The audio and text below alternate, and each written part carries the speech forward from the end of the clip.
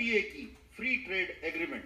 Sir ये free trade agreement, मैंने इसको पढ़ा पूरे सर इसको कॉन्सेप्ट को, कि दुनिया में जहां भी ये WTO के बाद, जब WTO की रिजीम आई और स्पेशली आफ्टर 2000 जब हमने एक ग्लोबल विलेज का कॉन्सेप्ट पूरी दुनिया में लेकर आए, तिजारत को बढ़ाने की बात की, तो उस वक्त में सर ये फ्री ट्रेड एग्रीमेंट का कॉन्सेप्ट आया। इसमें कोई शक की बात नहीं कि सर जो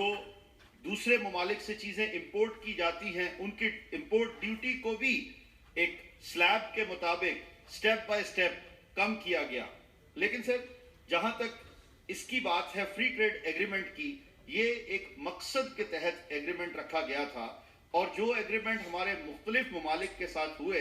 अक्सर और बेशतर हमारे जो एग्रीमेंट्स हुए हैं फ्री ट्रेड के, उसमें जो फायदा पाकिस्तान को हासिल होना चाहिए था वो हम नहीं कर सके। और मैं ये कहूंगा कि एक तो जो एग्रीमेंट करने के वक्त पर जिन चीजों को सामने रखना चाहिए था उन चीजों को उस तरह से सामने नहीं रखा गया, और साथ ही साथ जो आफ्टर उसके चेकिंग और पोस्ट एग्रीमेंट के साथ साथ जो चीजों को हमने देखना था वो उन पर भी किसी किस्म का कोई गौर नहीं किया गया। और उसका सर इम्पैक्ट ये आया कि जो फायदे दूसरे ममालिक, सामने वाला मुल्क लेना चाहता था, उनके एंटरप्रेन्योर, उनके इंडस्ट्रियलिस्ट, उनके इंपोर्टर्स जो हैं उन्होंने तो हासिल किए, लेकिन हमारे इंपोर्टर्स जो थे वो शायद उस तरह से उसका फायदा नहीं ले सके। अब सर जब हम चाइना की बात करते हैं तो आज जिस तरह से हम चाइना को स्पेस दे रहे हैं, चाइना के इंडस्ट्रियलिस्ट यहाँ आ रहे हैं, कोई एतराज नहीं है कि अगर इंडस्ट्री को बढ़ाया जाए, लेकिन सर जो फिनिश प्रोडक्ट हैं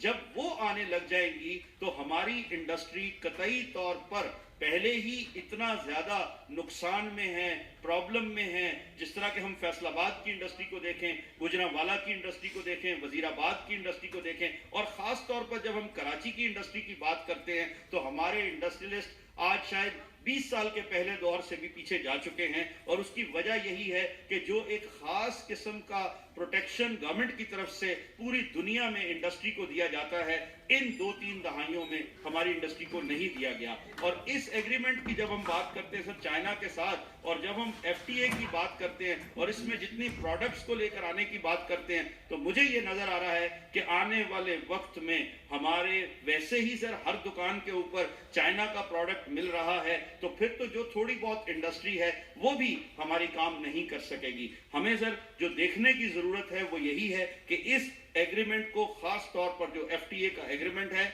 ना सिर्फ चाइना बल्कि और जगहों पे भी, और इसको एक दफा फिर हम रिवाइव करें, इसको हम फिर दोबारा देखें, और उसमें सर हमें खास जो हमारे इंपोर्टर्स हैं, जो मैन्युफैक्चरर्स हैं, जो ट्रेडर्स हैं, उनको ऑन बोर्ड करना जरूरी है, ताकि उनके मसाइल वो भी जब भी कोई एग्रीमेंट किया जाए उसमें सामने रखें। और जब हम इसका रिवीजन करें, इसको दोबारा, क्योंकि सर बहुत से एग्रीमेंट हमारे हैं जो रिन्यूअल के टाइम के लिए दोबारा जाते हैं, जब ये रिन्यूअल पर जाएं तो उन लोगों को ऑन बोर्ड करके उनकी तमाम सिफारिशात को सामने लेकर फिर शायद हम सर अपनी इंडस्ट्री को एक बार फिर दोबारा उस जगह पर लेकर जा सकें जैसा कि आज से 2 दहाइयों पहले, 3 दहाइयों पहले हमारी इंडस्ट्री हुआ करती थी। बहुत शुक्रिया सर।